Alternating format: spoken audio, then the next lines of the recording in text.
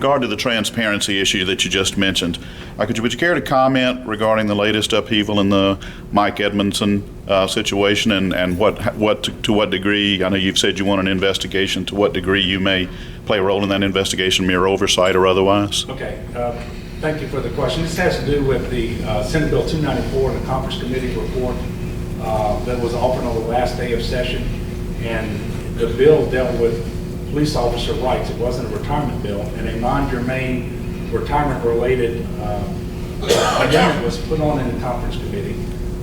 The truth is, it wasn't explained well on the floor of the Senate or the House by the people handling the bill.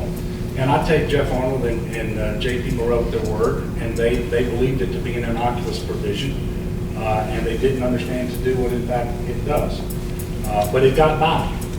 That's my responsibility to read those things before I vote on them, and I'm sorry that it did, most especially because in my 7 years, I have no less than probably 20 times met with constituents, some of whom were still employed and some were retired, who had made irrevocable decisions with respect to their retirement benefit that we weren't able to help them with. I would call the retirement system that they were in and confirm that it was an irrevocable decision, and I would tell them we couldn't help them.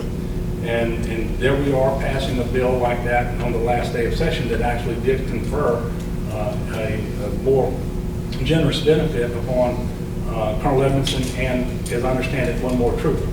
Clearly, that's not the way we should do business. If the bill was appropriate and if what it did was justified, then it ought to withstand the scrutiny of doing it in the right way. Part of the trouble for me is the actuarial note on the bill wasn't done until 3 days after the session had adjourned. Now, I did ask the speaker to conduct an investigation to find out how that happened, who on the conference committee or which staff members inserted that language. And what he told me, and I do understand this, at least to a large extent, that was the Senate bill. It was handled by Senate staffers and not by House staffers, and that he didn't believe that there needed to be an investigation in the House of Representatives. And that any investigation would have to come from the Senate in order to get to the bottom of it anyway. So I did have that conversation with the speaker yesterday. Thank you.